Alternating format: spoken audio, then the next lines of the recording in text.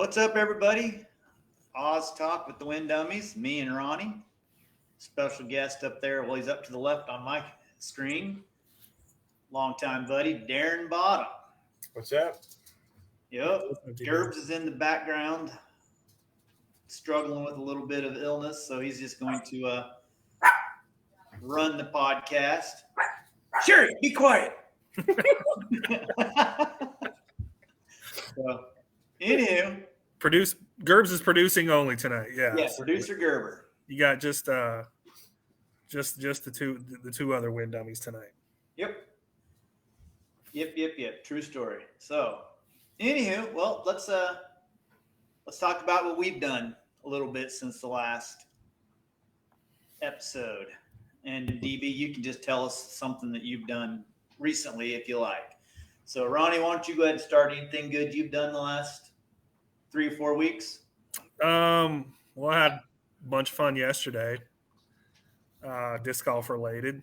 Got a chance to play with yourself and Luke Humphreys and the kid Nolan Ramser in a little King of ICT event that Nick Hunt and Humphreys threw together, and we had GK Productions out there filming us, and had a really good time out there.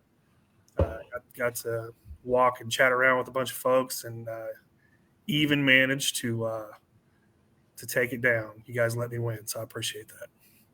Well, I didn't let you. I just couldn't throw. So, it was really great to have that many people from Wichita just out there falling around in the gallery and interacting with people, and they saw some pretty incredible shots if they were paying attention. They did see some cool ones. I mean, the kid threw one in from probably 150 feet. Yep. On a forehand. The drive he threw 2 holes later is as good as any drive as you're ever going to see anywhere. I mean, we're walking up the fairway on that hole, and I'm still asking people, that's not all the way to the hole, right? Because I didn't. Oh yeah. It was unbelievable. Well, when I asked the guys, I said, "Where did that go? How close is he?" They said, "Well, it hit the tree 25 past." So it hit that tree in the air, I think. So that's bonkers, dude. That's so far and uphill. Oh yeah, that was redunculous. And then your drive on 17 was, I mean, as far as technical drives go, there's not a drive better than that one in the entire event for sure. It was that was good. I hit that spot perfect and got that roller up there into the absolute perfect range to set me up for a putt that I want to have. You know, it gave me 40 feet right downwind, downhill, and it was good out of my hand. Walked it home. So yeah, that was a fun time. And yeah, the people that were out there, I mean, it was incredible, dude. I kind of looked back at Danny G's live coverage, and man, I bet there were 75 to 100 people following that gallery when we cleared the third tee. So it was a good time. Yep. Somebody said the drive on 9. I don't even know what hole 9 was. Oh, that was the other roller, that little uphiller where I threw the cut roller around everything and then missed the putt. Oh yeah, there we go. That was a good one too. Yeah, that one was a little bit lucky compared to the real good one. Do you mean to go outside of those trees or not? Yeah, I'm trying to roll the cut roller with that left wind. I was trying to cut roll it. You tried to get outside the trees and roll up there like that? Yeah. I didn't hit the gap between the trees I was looking at. I was trying to hit the one gap further up, but yeah, it was and it ended up really good. Yeah. All for nothing. Drive for show, putt for dough. We learned yesterday. Still in effect. So yeah, I've tournament wise, only thing I've done since the last one was the Miltonville. Damon let me come back and run that, and DB was even there, his first time in Miltonville. And we had a record turnout, and I think we'll talk about in a minute, but that was fun, of course.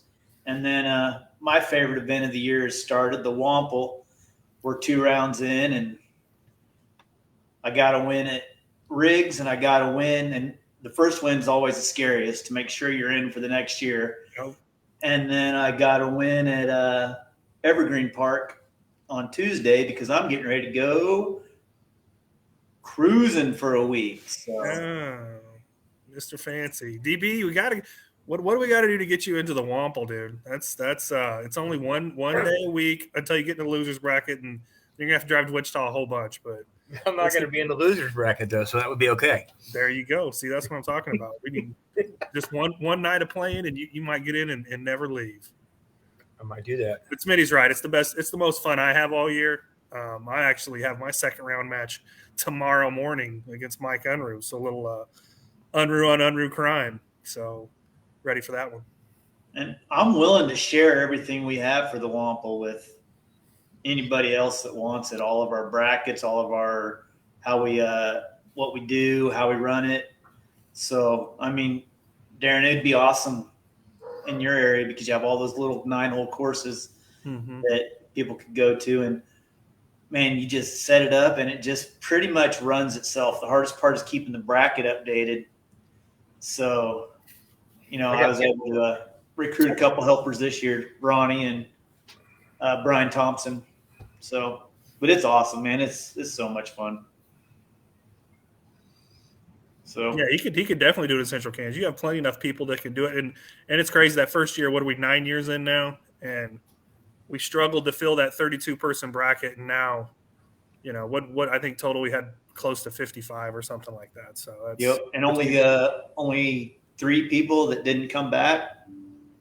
Yeah. So yeah, it's awesome. What about you, DB? What you been doing? Well, no tournaments this last 2 weeks, not since Miltonville. But the league rounds twice a week, and then I got a real job. You know what that's all about. Yeah, I know all about what that's about. My number one customer. I know. You need another. You got to come sell me something. We'll get around. I'll sell you anything you want to, buddy. You just let me know. I know you will. Break out the checkbook. Let's do it. I see Kevin on there. He says he'll do the bracket for me if I set it up. See, there you go, man. You've already got a staff. I got staff. I got a good staff. You have no idea. And yeah, we run it for 5 weeks. You could run it shorter, I think, it depends how big your bracket is, I guess, or you could do a bigger bracket and go longer. But yeah, it's pretty fun. Shoot me that stuff. I want to check it out for sure. Yep. All right. Should we talk about points leaders? Yeah, let's do it. All right. I'll open. We'll talk about the open division first because it's the top of my list. We got the defending champ, Jordan Schaefer, at 352 points, followed by his nice teammate, Darren Bottom's team there 299 points. And then for some reason, I'm still in open and I'm third at 295 points. So mistakes have been made. Yeah, that's true. That's true. I'm learning more. We got Christina Miller. I still don't know who or where she's from. I meant to look over the last month and I didn't, but she's got 20 points. She's our only pro woman. Christina Miller, that is Dennis Weaver's daughter. Oh, okay. So she's Little River area. McPherson. She got 20 points. She must have played 2 food drives maybe. I think she did. Yes. Yeah. Inman for sure. Okay. Or maybe she played didn't we do something at Marquette already this year? The kickoff. Oh yeah, she played that. She probably got a kickoff in Marquette, and then she played the food drive. Yeah, so she's got 20. So she just got the 20 from the kickoff then. God, you guys are just dominating this thing. In the Pro 40, Nate Weems. I'm looking up at 2 of them too. Another one of your guys, right? Yep. And then second is Levi, who's Salina, who basically you guys probably don't want to claim, but you do claim him. And then in third and there, we got Ronaldo there. Yeah, I'm going to be struggling with the travel we got going on in the summer and me going out of town in a bunch of places. I don't know how many KDJ events I'm on. It's going to be hard for me to get into the finals this year. Maybe. Last chance qualifier. I might be the way I have to go. Yep. Normally with normal numbers, about half of the people qualify one way or another. So, but this year with 200 and whatever people, it'll be more people, but a smaller percentage for sure. So, in the Pro 50 division, 270 points. Randy Mattingly making a comeback. Right behind him, our boy right here, DB. There he is. Yep. You've won that division a few years in a row, just to let you know. I'm not exactly sure how many. It's been a few. You're going to know by the end of this podcast. I didn't look that up. In third, we got Mosier with 193. And then MP60, we got Leahy leading the way, 202, way ahead of everybody else. Advanced, Nate Taylor. Good gosh, man. I think his goal is to win the Oz Tour this year. He already has 387 points, so he's ahead of Schaefer. And if you look at his profile on PDGA, he's got a long list of KDJ events he's already signed up for. So he's just trying to rake them in. He looks like a man on a mission, don't he? Yeah, well. The only one that I think that has a shot right now might be Schaefer or Tate, and Schaefer already said he's not in for it this year. So, and then Eli's following Nate and Tanner Porter behind him. Both with a lot of points also. Yep, 215, 215. And then Natasha Bush, I don't know. Is she Little River area, Darren? Do you know? I don't know that one. River. She's at 20 points. MA 40, we got Craig with 263 and Philip 219 and Kevin Neufeld 193. Another nice. Yeah, another nice guy right there. MA 50 is a battle, man. We got Money Mike Snyder at 182, Manny at 154, and Greg Renfro, I think first time KDJ guy at 146. And then MA 60, Larry is running away with that. MA2, we got Joe Morrison with, Natasha from Salina, somebody said. Joe Morrison with 206, Andrew with 161, and Mr. Beatrice, 141 from Garden City. FA2, we got Michelle Beatrice, 100, Randy at 94, Vanessa Beatrice, that's a lot of Beatrice right there. That's a whole bunch right in a row. Yep. All Garden City, all new to KJ in the last couple of years. And that's awesome. I feel their pain, man. That's a lot of traveling from way out that way. I've done that for a few years. And then in junior, we got Ivan, who belongs to a Beatrice, leading that thing. So that's the points. Wow. Probably just over halfway through the season, I guess. Yep. So I'll let you cover the recent events, Ronnie. Yep, we'll go through everything that's happened since we did this last. Looks like Toodle Toss. That's Concordia, yeah? Is that right? No, that's Miltonville. Yep. Miltonville. 55. Y'all were both there. You can speak to the tournament more. 55 players. They got $1,000 out of cash to that tournament. That's crazy. Every year, man, working team brings in that much or more than that every single year. I need to get up there. I just need to make it happen next year. Well, people always ask me about the course, and I just say it's interesting, and I leave it at that. It makes Marquette look like a freeway. Oh, okay. Well, that's definitely interesting. Yeah, you throw a lot of trick shots off the tee, and it has a legitimate par 4 under 300 feet. That's pretty wild. Yeah, you throw through a door and then you turn a corner and throw through a hallway. He threw $100 bounty on that thing for a birdie, for a two. For a two. And nobody got it. Yep. Wow. Tate won open. Looks like, and Smitty got the low score. So That's what I'm looking at. Another asterisk. Another old guys. Another asterisk. The old guys seem to be doing that a lot. I'm just saying. Skyview Open, 23 players. Spellman apparently won that one. And Mr. Alvarez looked like he had the same score. Looked like was that from another? What division did that come from? MP40. Another old guy. Just saying. Yeah.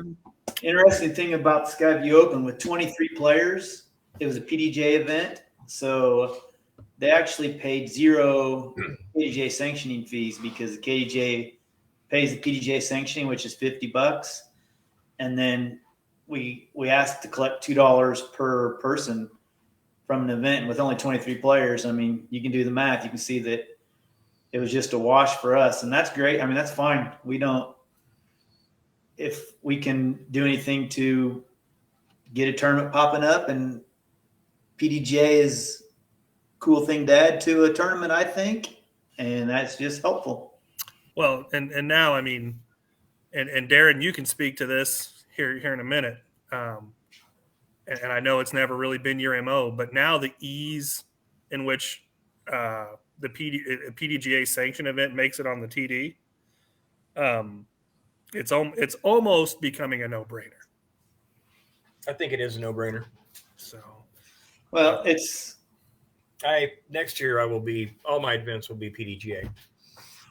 There's a few issues with that as well too. Like with PDGA comes more strict rules. Sure. So a lot of people like to play casual disc golf rounds and drink beer and do that thing on the course. And as soon as you make it PDJ, you're then, as the TD, responsible to say, look, dude, you can't do that, man. You're out. Yeah, you're responsible at that point. You got to kind of look at your who you're trying to make the events for, I think, before you do that and decide. But, yeah, I mean, but if you like to push a button and have it put everything in, fill your cards for you, and all the scores are online, so there's no adding scorecards, man, it is worth $2 a person to me. Yeah, for sure.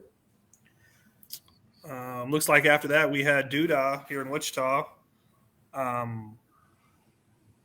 Fairly, I think there's no real mystery there, and I don't think anybody would disagree. Pretty disappointed with the overall turnout at Doodah this year.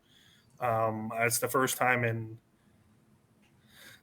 quite a while. It's been, I think Belson said maybe the first time in 4 or 5 years it's been less than 120, I think is what he was telling us at the Wampel play-in. So they only had 74 guys, which, like I said, disappointing, but it is what it is.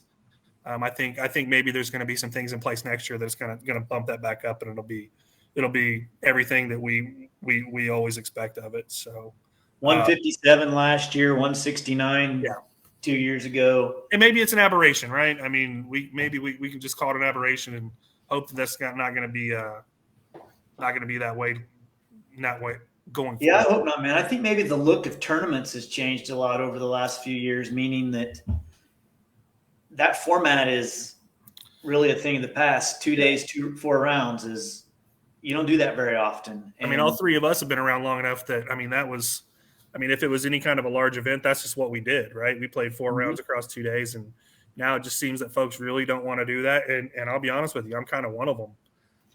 It's taxing, and it can really make that, if you're traveling, it makes for a long Sunday home. So I understand folks paying there. Yeah, and back in the day, that's what a B tier was. Yeah. If it was a B tier, it was 2 days, 4 rounds. Yeah. Mr. Alton won the Doodah by 5. He won kind of going away, and I can't remember what I was seeing that he had said. I think that's maybe 3. 3 times he's won that tournament. So he does well in Wichita. Not a surprise there. Par Flight. I'm not sure that I'm familiar with that one. You guys are going to have to help me out. That's in Ottawa. Scott Reek. Oh, that was Scott Reek's tournament. Okay. I guess I just didn't know the name of it. Gotcha. 39 people for that one. Super happy to see KDGA representation in that part of the state. So looks like Justin Farrell was our winner there. Be interested to see if Scott messages in or something, if he's watching and lets us know anything else. And then Norton. like Norton was Norton last weekend or week before? Just this last weekend. This last weekend. Gotcha. Great turnout. Yeah, 58 folks in Norton. So another one that I am ashamed to say I've never been to and keep promising to make it. So really fun course, man. That's all I ever hear. And I tell that poor guy every year I'm going to go, and I lie to him every single year. It's a fun one. It's a long drive. I'll tell you that. I made it a few times, even when I lived in Winfield, just to go back and, be part of that thing. So yeah, that's one I'm going to have to get onto. Look like winners there. James King and Jacob Wolberg, both at 101. I'm not sure what divisions those came out of. Both pro. Yep, and must went to a playoff, and they had James listed as first. So James won a playoff. Gotcha. Yep. Yeah, he's a Norton kid. I don't know if he still lives in Norton, but he was always there when he was a little kid. So I'm sure he's still around there somewhere. Just the classic kid that throws 10,000 miles. It's a good thing there's not very many of them around. Right. Yeah, it looks like that's everything we've had since our last pod. We can go through everything that's coming up. And I know first out of the rack is going to be one Mr. Bottom can tell us about. The next one? Yeah, what do you got going on next week? Santa Fe Trail Open, Lions high school course. Got a big raffle. I don't know if you've seen the event page. The Young Life group in Lyons has put together a big old raffle that goes along with this, raise some money for them. Got to be present to win, or can someone get in that from afar? I think you could probably get it in from afar if you wanted to. I'm not running the raffle part of it, but I bet I could set that up. I bet you I could probably be convinced. I think you should just come play. Well, I would like to stay married, and I'm going to be gone an awful lot this summer. So I'm going to probably have to. Is that the course you and I played when I came up and visited you? Yeah, that's that one. Oh, no, you killed me on that course. There's no way I'm playing that. Oh, now the truth comes out. It's not a wife thing. It's you can't just whoop me on it, then try to get me to come. That's not going to happen. I think we play like 7 holes. Yeah, well, I lost by a lot. So. When is that one, Darren? That's Saturday. So this Saturday. Out. It's this Saturday. 17th or something, right? 17th, correct. Everybody get up there. Everyone want to see? Weekend after that, Pratt. Well, Saturday after that. It's now a one-day event. Hot and cold classic. That's a long time one that I've played for on the Oz Tour. And pretty cool. They're going to add lemon to it. I've only played that park, I think, once at a food drive. So pretty excited to get back over there. I know you're a former champion, Smitty. I've won that one before. Those guys always do it right. So pretty excited to get back to Pratt. Yep. And yeah, it'd be fun to play both parks too. And I'm glad that they switched it to a one day. So, and last I looked, registration was at like 70-ish, give or take a person. And 105 or 110 is the cutoff, I think. I think it was 110. I'm pretty – it's starting to feel like it's going to fill for sure now. The last couple of weeks, registration started to really go up. So I would be – now I think I'd be surprised if it's not full or really, really close to it. Cool players packs, cool trophies for the winner of a pro and men's, a ring. I've never won a ring. So I'm also not playing pro, so I'm not going to win a ring this year. I'm slated to play there for now. We'll see how that goes. What about you, Darren? You going to Pratt? Oh yeah, I'm just looking at the registration. Looks like Smitty's playing in the 50. Oh, I got a couple guys playing against each other here. Anybody want to throw a jab one way or the other? Or? Man. No, I'm just going to go there and play. Fair enough. I'll work with that. Looks like after that one, Cessna Classic. You can talk about that one, Smith. Yeah, Cessna Classic. We do it on 2 days, but it's basically 2 tournaments. some divisions on Saturday, other divisions on Sunday. We did that format a couple years ago, and it worked out really well. Last year, we went back to just one day, and yeah, if you let in as many people as want to play it, normally it's too small of a park, too cramped. So we're doing smaller fields. You can play both days. That's the cool thing. You can play one division on Saturday, and if you want to play again on Sunday, you can play a division on Sunday as well.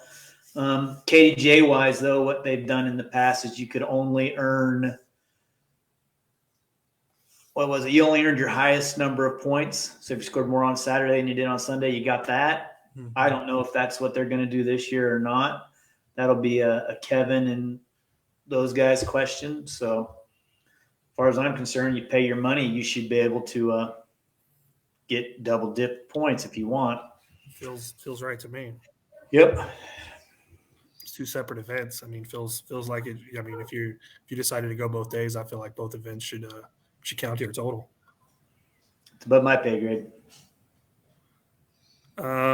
So we got that one, July 1 and 2, right? Yep. Then the weekend after that, University Park Crush. I assume that's Manhattan. That is correct, sir. Outside of Manhattan. Yeah. And then that last one shouldn't be on there. I don't know why it is. Yeah, that one looks like somebody didn't quite update. So that's everything coming up between now and the next time we'll talk. And still yet to be determined on next month's podcast. Maybe a little something to say about that later. Rule School. You got it, buddy. All right. True story here. Two weird things happened. Both at Miltonville. Darren, I don't know if you saw either one of them. You may have saw the second thing I'm going to talk about. All right, so here it is. Player A throws his disc and it lands in the middle of the fairway. He then grabs the floppiest piece of junk frisbee you've ever seen in your entire life. And in fact, I asked him if it was even legal for disc golf before he threw it. And he said, yep. Then he later sent me a link to the PDJ that proved that it was legal. And he threw this thing from 45 feet and stuck that sucker dead square in the face mask. Like, I've seen Omega Super Softs do it a gazillion times, but this thing just stuck right in there. Stuck the squares? Right in it. No doubt about it. Went in from the outside of the cage. You know, the rule used to be if you see it go in from the outside, then it's no good. But if it's like a blind shot over a hill and you come around and it's stuck, you had to assume it was good. Well, according to rules, what do you guys think? Good putt, bad putt? It's good. Ronnie? Yeah, it's good. It counts. Never got supported by the unit, right? Yep. Never got above the face mask, and booyah, good. Then the next hole, I think it was the next round though, but these are back-to-back holes within the course. Person throws from the tee, hits the band coming in, shoots straight up in the air, hit a tree, top of the basket. I was on that card. Darren, was this you? No, not me. But it was better than an ace. I watched it happen. Luckier than an ace. Luckier than an ace. Better than a shot that never got above the cage. Yeah, but he had to putt. He had to putt. No good. No good on top. Yeah, no good on top, which it makes the rule seem strange, right? So one's supported by the unit and got high enough to go in and doesn't count. One's supported by the unit still was never high enough to go in and doesn't count. Correct. I'm okay with it actually being either way, but both of those really should be. They should both be the same. It should be the same for both putts. Same result, in my opinion. Okay. Rule 807B is the rule. In order to complete a hole with a basket target, the thrower must release the disc and it must come to rest supported by the tray, wedgie, or the chains below the chain support. Yep. So just that last little bit. Got it. Yeah, that's what, you know, that's what sets the rule there, but it just it doesn't seem right. It's just so weird to see those two things happen in the same tournament. Happen in the same tournament, yeah. I can't remember. I think the last time I saw somebody stick the squares was years ago. Harv hit an ace at Mulvane, sticking the squares on that little hole back in the corner. And I haven't seen it happen in forever. Well, Darren uses super softs. He probably sees it. I see it every now and then. Yeah. Not as often as I used to. But, yeah, the super soft will stick in the side of the cage. And that's pretty popular putter in your neck of the woods. It's very popular over here. So, all right. And then this really isn't rule school, but something that's come up the last two tournaments that I want to talk about with you guys, and it'll be interesting to see hear Darren's perspective as a TD. But at the last two tournaments, there's been 2 baskets on every hole. Okay. And at the tournament at Doodah, I was vending outside of the clubhouse, and 2 times I saw persons throw hit and chain out of the basket because it's in the direct route. It's the best line of flight. Hole 3, you throw right over that basket on the short pin, or from the short tee to the long pin. And on hole 4, from both tee pads, the only true route is right over the basket. Mm-hmm. So I don't know. I don't like them being there. I understand that it's a job to remove them, or at least remove the ones that's in the way. Pain in the butt to store them. So, but it just seems like they shouldn't be there. Ronnie, what do you know about? Well, I mean, I heard a similar thing happen over the weekend, right? Different but similar, except a tournament left baskets up, and there was a lot of confusion because, whether the rules did or didn't say what was going on, and it was pretty vague, and I really can't say for sure, but people played to the wrong basket, because and penalties were enforced and then later removed, and then who knows what was played right and who knows what wasn't played right. And you get yourself, and you and I have had these conversations about having 2 baskets on a hole, just in general, right? In the park, not outside of tournament play. And we don't really agree on whether that should happen anytime. And I think you set yourself up as a TD for trouble if you leave multiple pins in on the same hole. Someone just said put exactly on there. You can put trash bags on there, or just remove the basket, set it up against a tree, on the edge of the hole or something, right? I mean, it's not going to go anywhere while everybody's in the park, playing the golf course, and you can slide it right back in there as soon as the round's over. So I just think you set yourself up for a chance for bad things to happen, and people to get upset and just go down a path you really don't want to go down. They did have trash bags over them at Doodah, but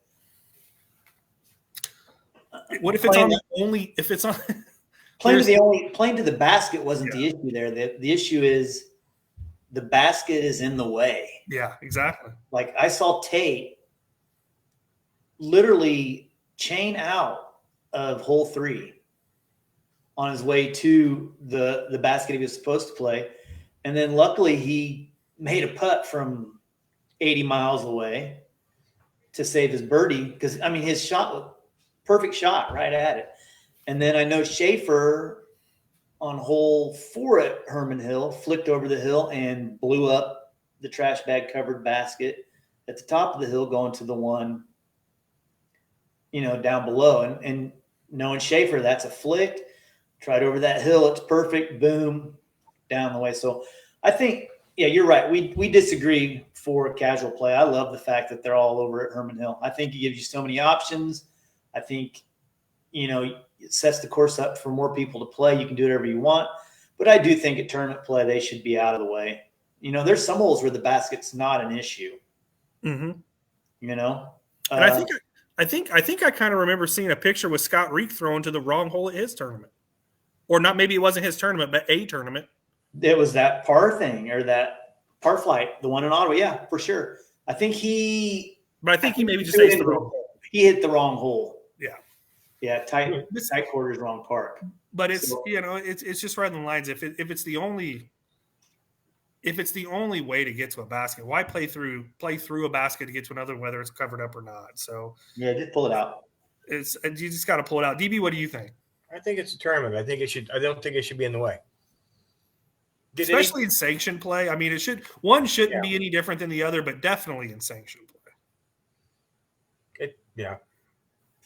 And I think the issue at the other tournament was different divisions played different baskets. So it wasn't and maybe even different tee pads, which, that totally makes sense. If you have a pro out there throwing a 500-foot hole and you have a 180-foot option, let juniors play that. Last thing you want to do is have juniors out playing monster holes and, AM4 women playing these monster holes. That's no fun for anybody, especially them. So I think the intentions were right there, but I think the amount of work you'd have to do on the front end of that to make it feasible would be incredible. You'd have to, I don't know, man, 2 different colored baskets maybe. You'd have to have all the tee pads marked. You'd have to make sure that PDJ scoring app said exactly what to do hole by hole by hole. So, but I know Canton Taylor, he played pro, his first pro event he just had his birthday, he just turned, I don't remember, it was 15 or 16, but he threw to the wrong basket twice and didn't get stroked because you can throw wherever the heck you want. He just had to throw an upshot to the real basket and bogeyed both times. But yeah. Yeah. I mean, in the deal with people playing multiple courses and that kind of stuff, I mean, I almost think you just got to go down the road of one basket and just change tees. It's just, you just set yourself up for too much confusion. Hell, I get confused playing at Clap Park when there's 2 courses in the same park. What basket am I looking at? Am I looking at a basket on my hole, or I'm looking at a basket on another hole, right? So, I mean, you gotta, unfortunately, you got to set it up for the dummies like me, not to cause confusion for everybody else. That's just my opinion. Right. So, yeah. That's good discussion, I think. So I do want to bring up one thing before we go to our interview with Darren. But the Kansas State PDJ coordinator spot is going to come open. The person who's currently doing it, has done it for the last couple of years, is probably finally fed up with dealing with everybody's crap, or maybe he's just got too much other stuff going on. I don't know. But that job's coming open, so they're going to need some candidates to apply. And I've done it in the past when it would have been a lot easier back then because there was less than 15 PDJ tournaments a year in Kansas. But, now you've got multiple tournaments on the same weekend to deal with. So, yeah. I don't know who's in the chat, but it certainly is not a job for Ronnie Unruh. I'm pretty sure you don't have enough to do already.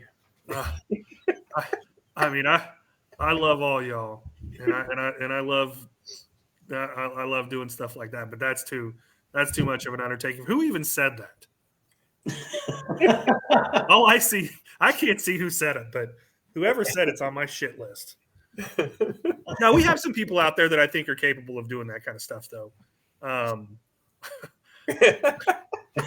still can't see who's saying stuff, but I can see the comments. Well, I tell you, if there's somebody that wants to do it, they need to get on the list, and they need to make sure they have thick skin, because that's a job where you're not going to please everybody. It's impossible. Darren has a tournament. I have a tournament. They're Little River to Wichita apart, but we're still he's mad because I'm taking his people. I'm mad because he's taking my people. And yeah. So, but somebody's going to have to do it. Somebody's got to do it for us. Whoever, you're a hero, whoever does it. Dang right. We have some people out there that are capable. We don't want the wrong people to get it. Right. Yeah, that's a fact, right? You want to make sure that that doesn't happen. Yeah, you don't want to get in a situation where somebody does it to help their buddies out and piss on everybody else, which the rules are in place. So if that was the case, you could contact the PDGA and you'd be able to trump whatever was said. But and the hope would be there's not someone out there like that. But anywho, it is what it is. Let's get to DB. Let's get to DB. You ready, buddy? I don't know. We're gonna start it off easy for you, Darren. It's 3 from the tee. You've heard us do it the last few months. You're gonna get the 3 questions everybody gets. You ready? Yep. What was the first disc you ever owned?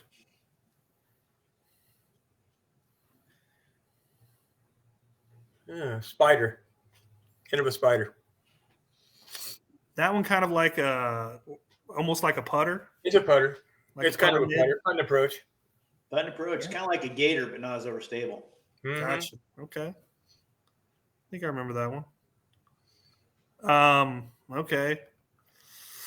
If it's your last round of disc golf ever, right? You only get to go one more time. Who's in your foursome? So it could be any. It's my last round, so it can't be. It can be anybody in the world. It can be my dream card. Your dream card. Even if it can't happen. Even if it can't happen, sure. It's your call, buddy. Easy. Last card.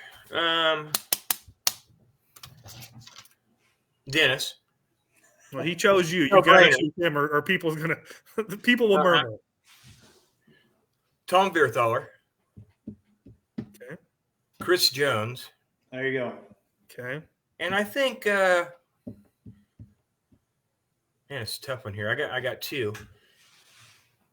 Greg Barsby. Wow, that's a cool card. Would be a cool card. Yeah.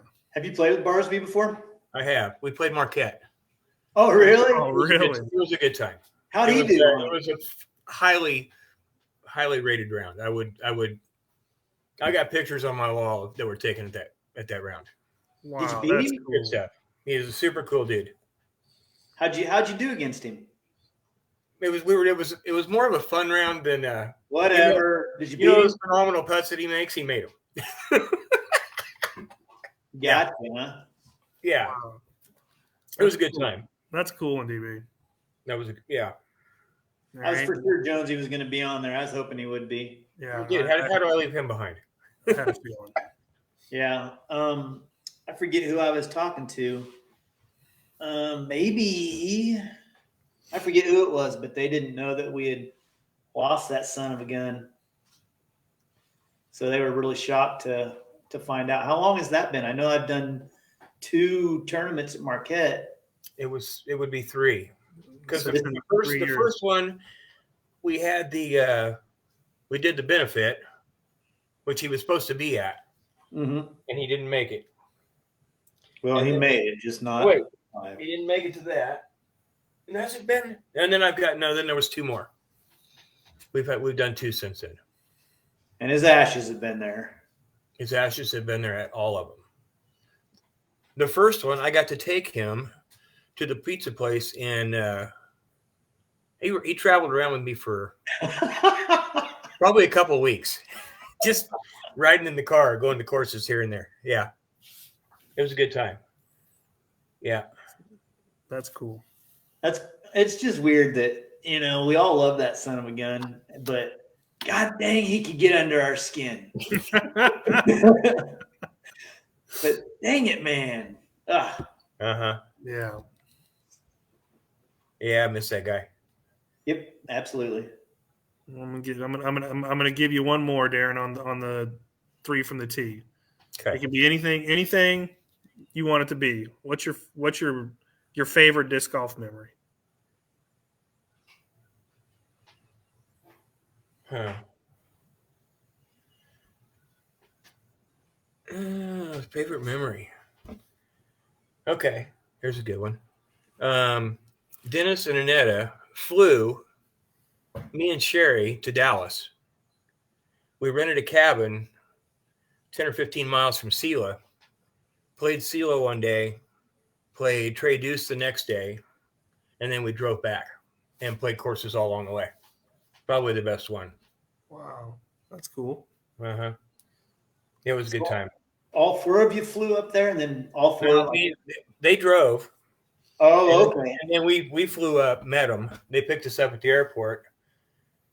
I can't remember whose house we went to in Dallas. We played with, I think we met, and we met one of the boys in Dallas, and we played a course in Dallas. And then we went and we had a cabin at Bear Lake, something like. I don't know. I still got the business card. I'm going to go back there. The deck looked over the lake. Wow. And there was kayaks and stuff. We spent the whole weekend. It was good. It was played. Those courses are big. Sela Ranch was big. Yeah, Sela's big. Both courses are big courses. I think they might be gone now. They're not. I heard you can't play them anymore. I'm glad I got to do it before it happened. I never got to play them. And you golfed your way back too. And we golfed our way back. That's cool. Caught 3 or 4 rounds coming back. Awesome. Good With time. Dennis. Pretty sweet. Yeah. With Dennis. All right. Here's a question from one of your fans, Evan. And you may not know. He says, how many tournaments do you run in a year? 8 this year. 8 this year? Uh-huh. How many do you think you'll play? 14 or 15. And then Maybe more. I don't know. They keep. I'm registered at 5 now. I don't know. There's so many, man. I know. So many. I still have to work once in a while. Yeah, well, some of us. I've been there. There ain't a whole lot of work going on there. Ow, come on now. And then his final question, and I don't know if you know the answer to this, was what's the most you played in a year? Tournaments? Yep. Do you have any idea?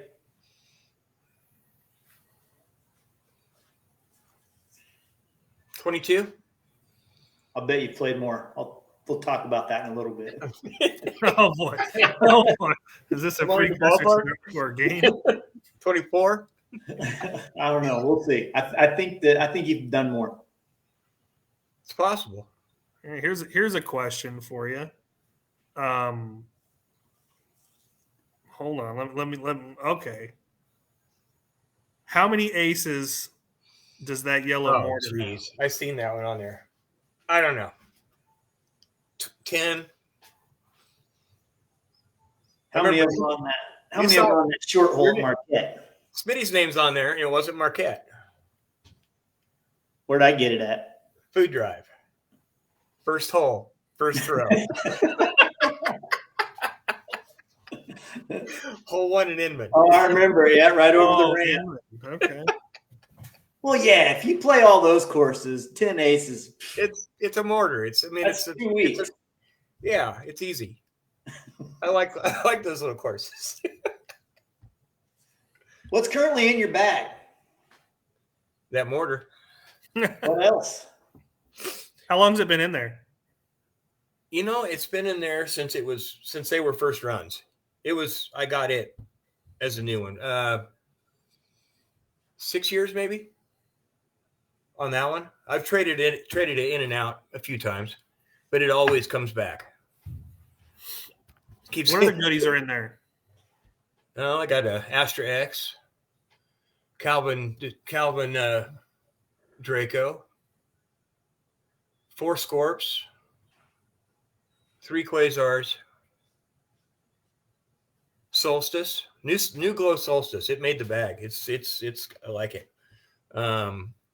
Is it that standard plastic or is it? I like the glow. It's more tacky. It's tacky.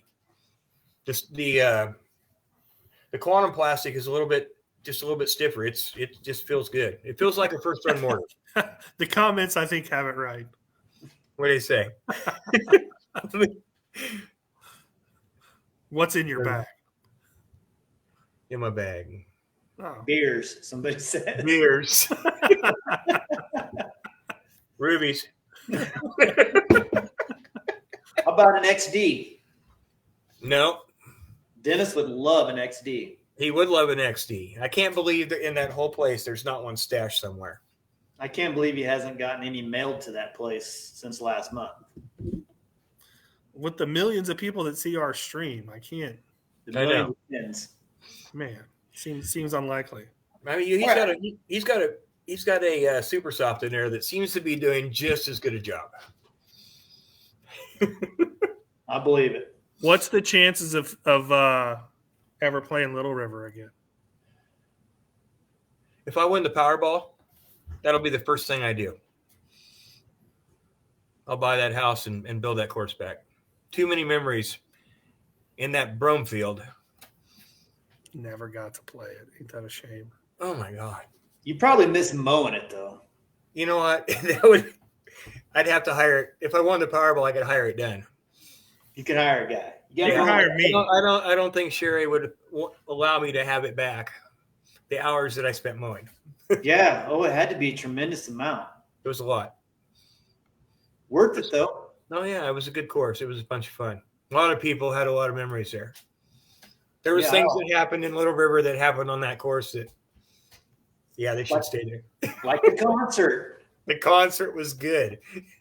Somebody asked about the concert. I missed the concert. I don't remember what happened, but I had to come home. But I remember the next day seeing videos of Randy Brown singing his songs. And Randy Brown, the Daughters, the band. I had to go. Yeah. Yeah. Sherry came and got me and said, we're going home now. Yep. Yeah, for sure. You got kicked out of your own concert. I got kicked out of my own concert. Yeah. It was good. When did you start playing disc golf? Man, I was trying to figure that out. You know, back in probably 96, 97, I lived in Washington State. And some guys I knew took me out to the Stillicum course and gave me a putter. Really didn't, it's a bunch of trees. I threw it in trees. It was lost. I didn't really catch my thing. Probably 2002 or 3 in Hutch. I ran across the Maces, Jack and Deanna, and their little club that they had going, and I started playing.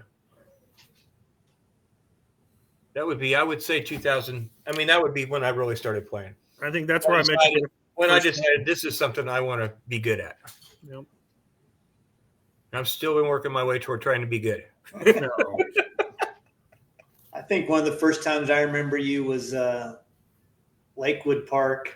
It was probably 2003 or 4. There must have been a tournament there, but that's one of the first times I remember meeting you and hanging out with you. That's a long time ago. That's a long time ago.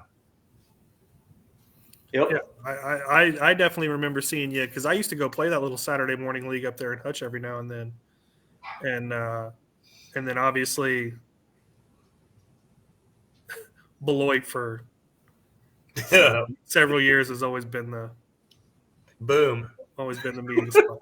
Is that your favorite Beloit story, the boom? I love that story. Do you know about that, Ronnie? I wasn't there that year, but I've heard plenty of times about it. Smitty was walking up on the hole when I boomed that off. Yeah. Well, you guys were throwing into that hole. I was thinking that everybody was leaving, and you had one more boom. Oh, I did, man. I got that's what I always thought it was about. Beloit and me are boom stacular. He had one more boom, and he was lighting it right as a cop was pulling up behind him.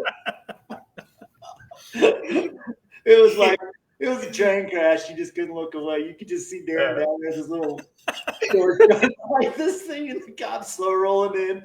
Boom! Oh, it was awesome. I walked over to the cop and said, "Hey man, I'm on my way out of here. Are you cool with that?" Yeah, you're on your way to jail, son. In the 2G RV. Yeah. Oh man.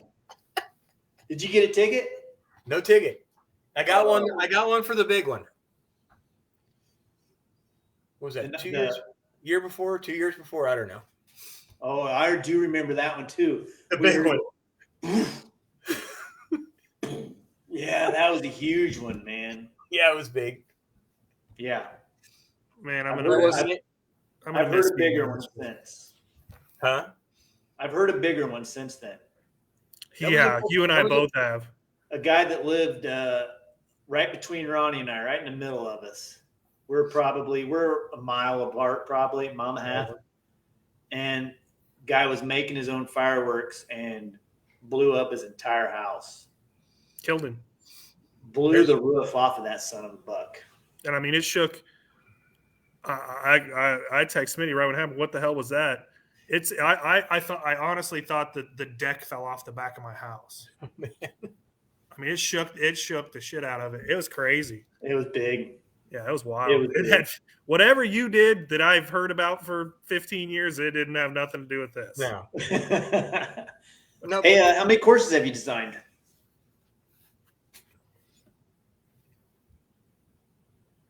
I don't know. I did 10. I've probably done 10 on my own, and then but helping Dennis do stuff all over the place. I mean, the Wakefield course is ours. The Hope course is ours.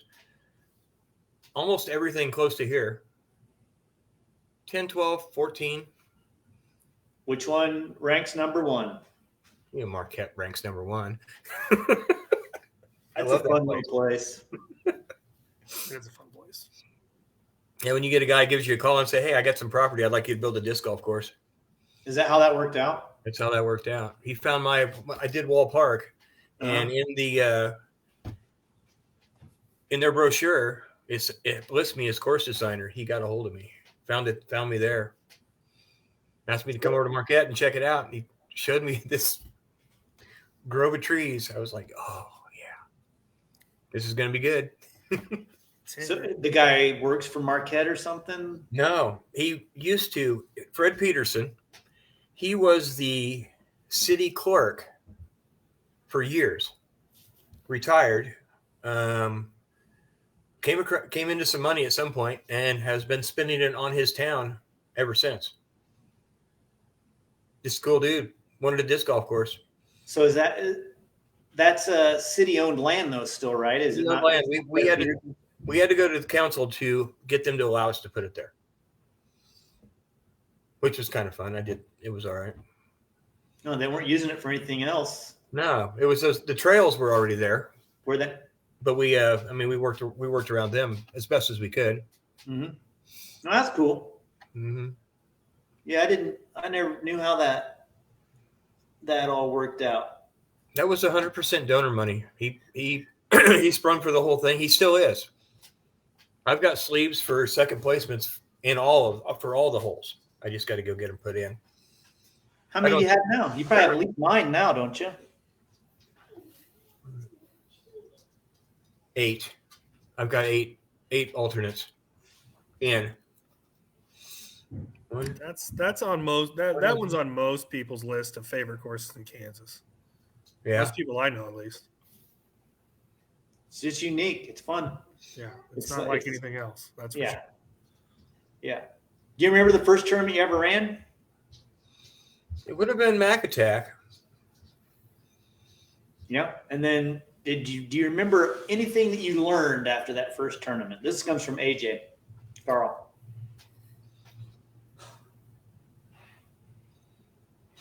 You never know how many people are going to show up. You do nowadays. You have a better idea. You know now. Yeah. I remember one year Mac Attack, I think I had 40 scorecards, back when we still used scorecards. And 93 people showed up in McPherson to play Mac Attack. Yeah, scrambling to find somebody with a printer, just print some scorecards, because there wasn't UDisc then. Right. And then the next year you had 100 scorecards and 8 people showed up. 8 people showed up. 26, I don't know. Yeah, well, it was just so hard to plan for what was going to happen because people would roll up the day of and expect to pay. And, since the COVID boost, most tournaments, once in a while you can still get in day of, but a lot of times the tournament director likes the luxury of having everything done before he goes to bed that night. So no day of. If you're not in type deal. It's a luxury though. I think I'm still going to let people in day of. Yeah. I got good help. I got somebody that can run the computer. You put Kevin behind a keyboard. If he's there, man, it's like it was happened the night before. Mm-hmm. You gotta have good help. You don't want to run people away. I like them better when they sell out in advance though, and you are done. How much do you pay those guys? Man, those guys just like to hang out. There you go. Pay them in rubies. Rubies. Everybody gets a nice shirt. They're just good. They're just good people. Yeah. They're on the team nice. I mean, we have a pretty good finals every year. They're automatically in. Yeah, you guys do a lot of fun stuff that builds towards a final tournament. Yeah. Every league round builds into the end of the year. Yeah, you keep points. I mean, we're doing $1,000 skins match at the end of the year every year. You got to have 12 rounds. It's flighted wherever you land in the thing. If you got 12 rounds and a bag tag, you can come play in my $1,000 skins match. How do you fund that? It's with every league takes $1, puts it away till the end of the year. Man, it's not just. I mean, there's more than 1,000 in the fund. Sure. Mm-hmm. I mean, donation to Kansas Disc Sports, sponsoring a hole at a tournament with Little River sign on it.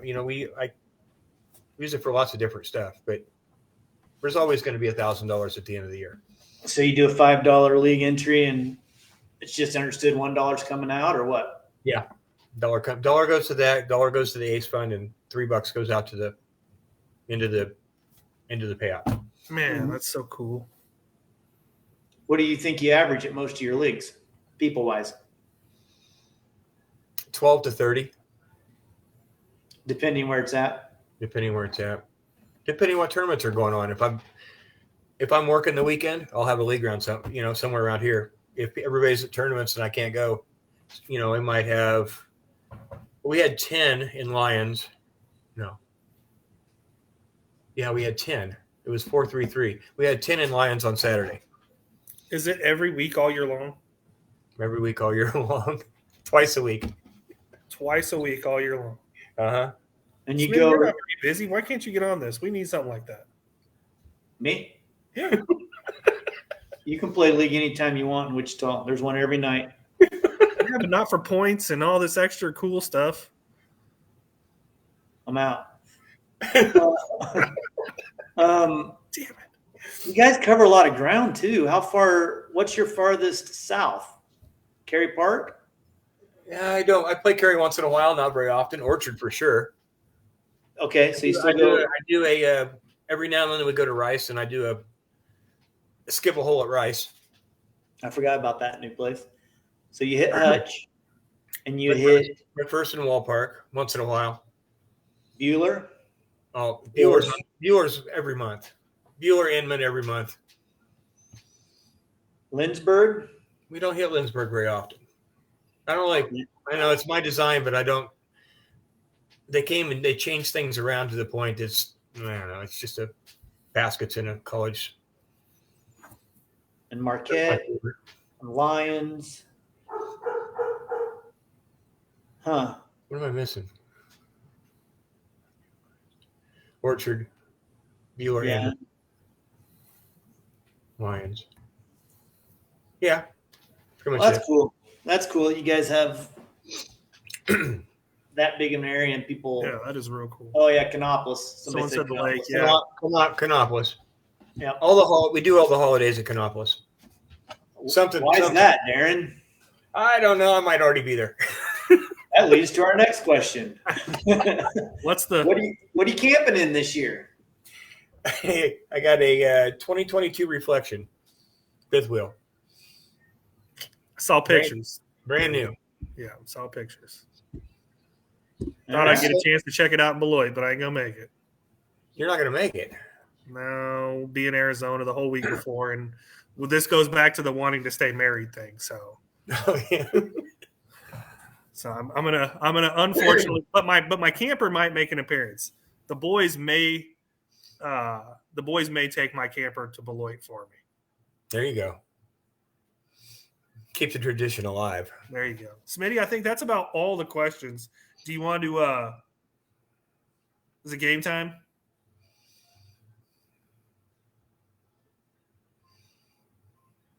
Did we lose Smith?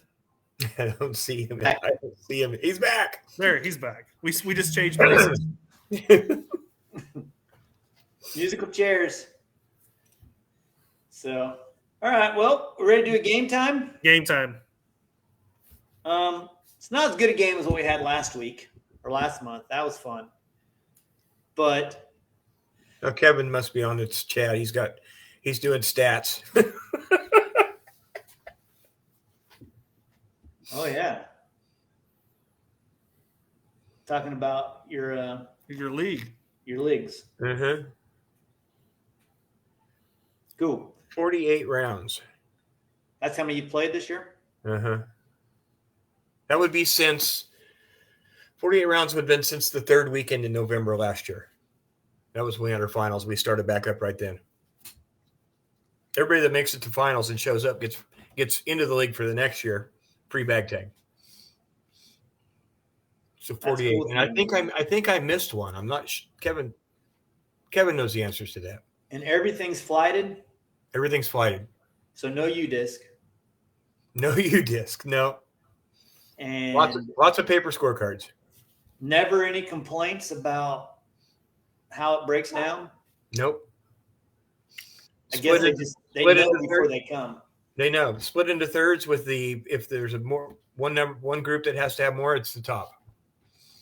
I like the flighted stuff. We've talked about this. I like it. It's the fairest way to do stuff. And then how do you do your skins at the end? The people that show up. You see Kevin's round ratings there at the end of in the chat. So like I am a 14.15. Mm-hmm. Take that number. You show up in Marquette or wherever it's at. It's always in Marquette. It'll be in Marquette. Put my name with my stat, and everybody else shows up at the same time. Split that into thirds, and each of those three groups plays for 335, 340. So it's like a handicapping system. It's basically a handicapping system that just continues to roll.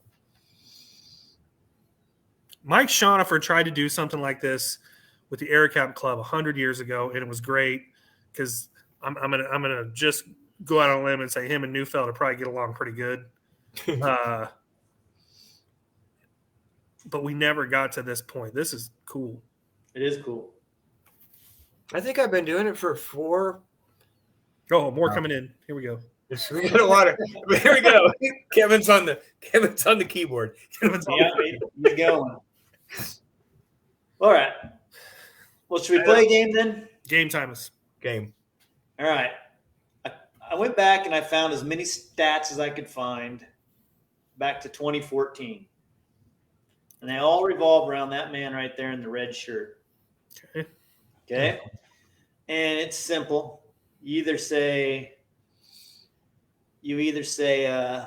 thumbs up if you think it's true, thumbs down if you don't. Okay. All right.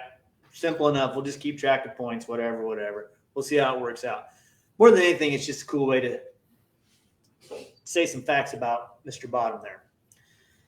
In 2014, Darren, you played in 13 KDJ events and scored 582 points. Did you win your division? In 2014. Thumbs up, thumbs down. Ready? And go. Point for Ronnie. Oh. You did not win your division. Ronnie, I'll give you the opportunity to Wait, what division was it? 40. Oh. I'll give you the opportunity, Ronnie, to score another point if you can tell me who did win his division that year. In 2014. Good luck.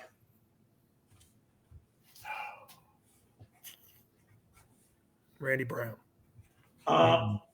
Nope. Give you a shot at point. DB, if you can tell me who beat you. 14. Yep. Sloth. Nope. That's a good guess. Good buddy of yours, though. He drove all the way out to the lake in Manhattan once to bring us an onion because we were cooking hamburgers and we didn't have an onion. And you called him up, and you called him on the phone and said, "I need an onion." He drove right all the way there. Yep, true story. Cancel. Yep. Good story. I remember that. Yeah, we were camping out. We just we were both tenting that night. 2015. You only played 11 events, and you scored 445 points. Did you win your division? On 3. Ready? 1, 2, 3.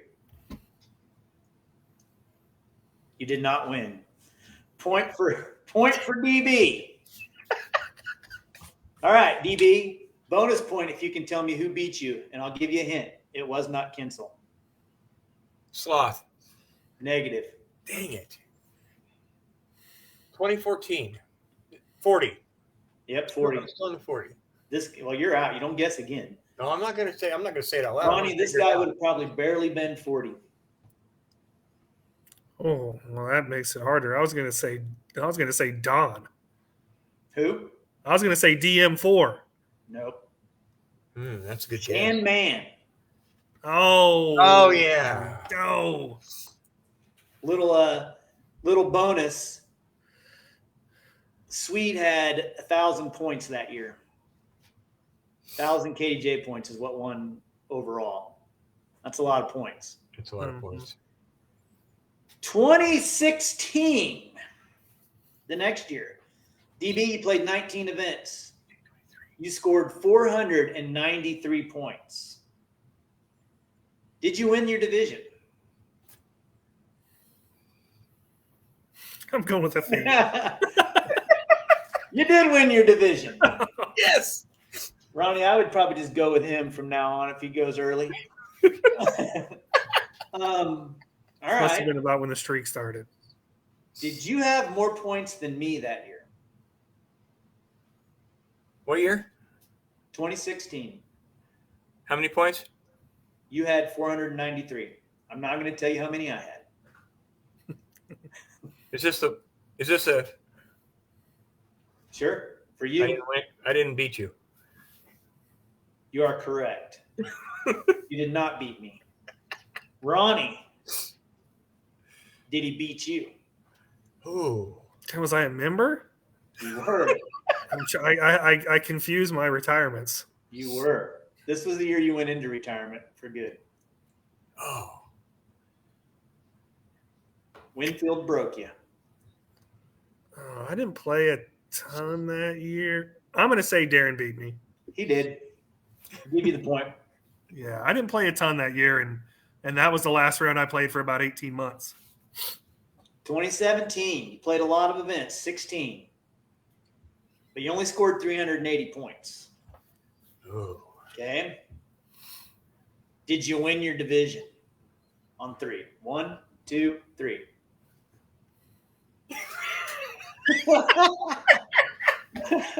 You didn't win.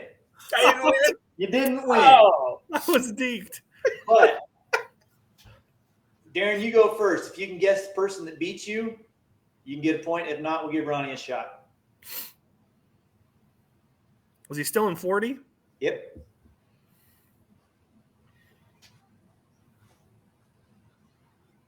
Man. Dawn. Nope.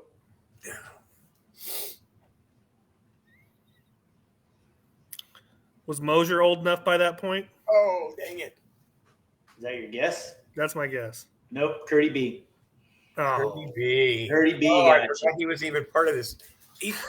You were close. I don't remember how close it was, but it was really close. All right, here we go. 2018. 21 events. This is what made me think you probably played more than, because you said 21 was the most you've ever played, but I'm sure you probably played an event outside of KDGA as well. So you probably hit 22, 23, 24, I'm guessing. But in 2018, you played 21 events and only scored 314 points. Man. Yeah, I know. That's not good. It's rough sledding. Yeah, you were. You were rough year for you. Did you win your division? On 3. 3, 2, 1. I'd be on 1, actually. You did win. You lost a point. Ronnie won it. Ronnie, you get the question. Anything special in 2018 about this guy right there in the red?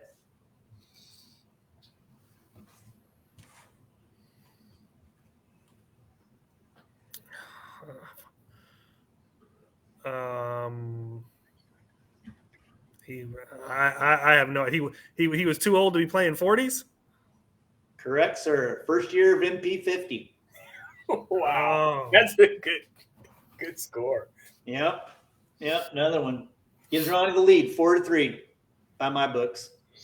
But this is like whose line is it? The points are for nothing, anyhow. All right, here we go. 2019. 15 events, 259 points. Did you win your event, your age group? Ready? 1, 2, 3. Okay, I'm going. All right. So you both get a point. We'll give it to DB. Would you have had enough points to win MP 40? No. Ronnie, do you think he would have had enough points to win MP 40? No. He would have. Wow. So you played 40. You went all those years getting second place, turned 50, and would have won 40. Isn't that crazy? Okay, so let's see. 2020. 15 events, 199 points.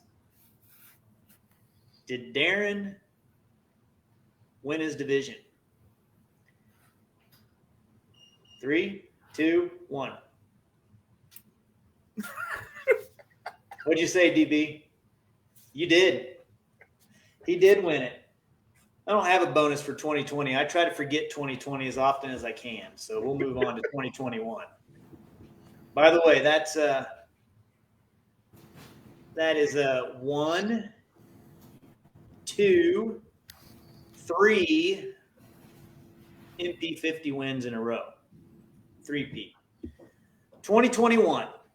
You played 17 events. Man, you've played a lot of events. You scored 283 points. Did you win your division?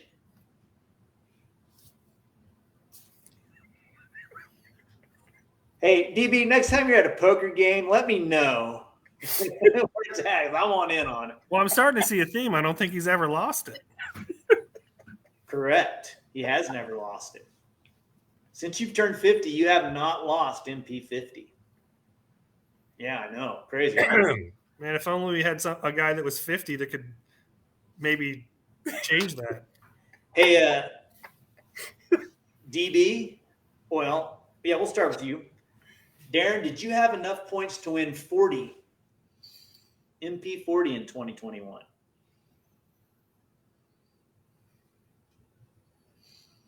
How many did he have? He had 283. Wow. You did. You did, because I didn't have that many, and I won 40. Bazinga. Gotcha. All right. Last year, 222 points, or excuse me, 280 points, 17 events. We already know that you won. Would you have had enough to win MP 40?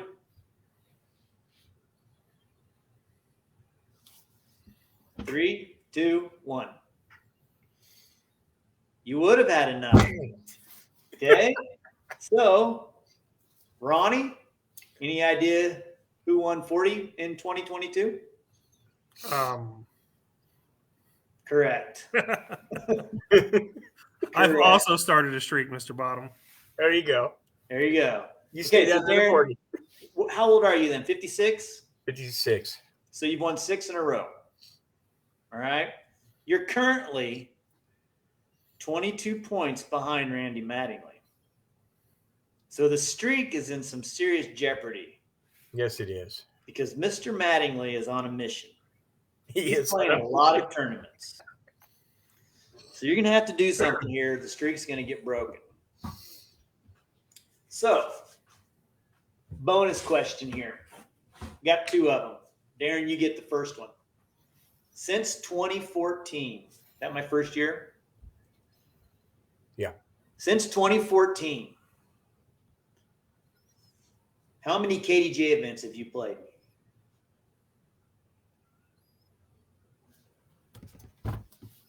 No calculators allowed.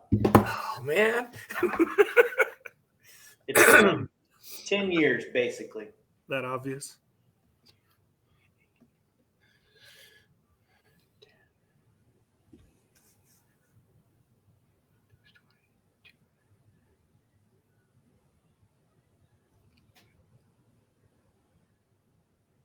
$187.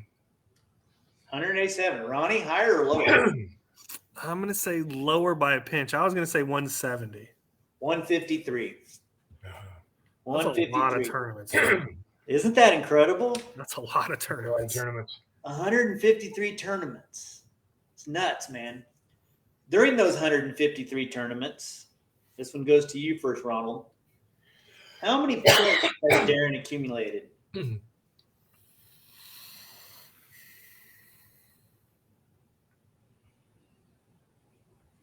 What was the question? How many points have you scored in those 10 years? 2,450.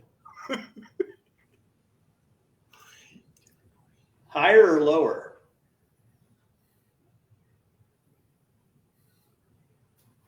Lower. God, you're worse than Gerber at this game. Dang it. Nobody's worse than Gerber. It's higher. Gerber had a good guess. You scored 3,483 points. Oh, wow. Gerber was really close. He also has the document. No, he doesn't have this one. So, anywho, that's the end of the game. Ronnie wins. Again, he always wins. Yeah, I win even when I'm hosting. So, would you have guessed you played that many tournaments? Well, 3,400 KDGA people you've beaten the last 10 years, Darren. Beaten or tied? That's a lot. That's a lot of people. That's a lot of people. Isn't that awesome? That's pretty cool. That's a good stat. I like that.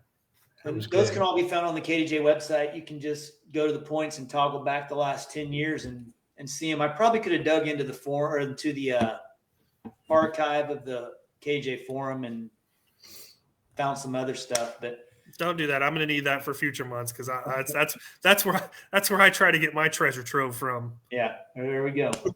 So, anywho, that was fun. DB, appreciate you coming on with us, man. Thanks for having me. This was fun. Hey, you know, Dennis was the one that said you should be next. So, and we do have the right to trump your pick if we want to, but we thought it'd be kind of cool to let the current guest pick who the next guest might be. Well, you've gone old the last couple, Dennis and me. I'd kind of like to hear how you, the young buck in my club, Tate. I'd like to see him come on this thing. We can probably Mr. do Tate that. Galloway, let me call him out. The newest Millennium sponsored player. True. Mm-hmm. All right. We will reach out to Tate and see what he says. See what's up. And he's playing DDO, so he'll have lots to say next month. Well, is he playing? He's playing. He got in. Wow. Okay. Yeah. Then that's super timely. That's cool. Yeah. I'd love to talk to Tate. Yeah. Tate's cool kid, great disc golfer. Mm-hmm. Really good. Yep. So yeah, that'd be a good one. Cool, man. All right, dude. Appreciate it, man. Thanks for having me. I appreciate it. All right, dude. Appreciate it, buddy. Later. Later.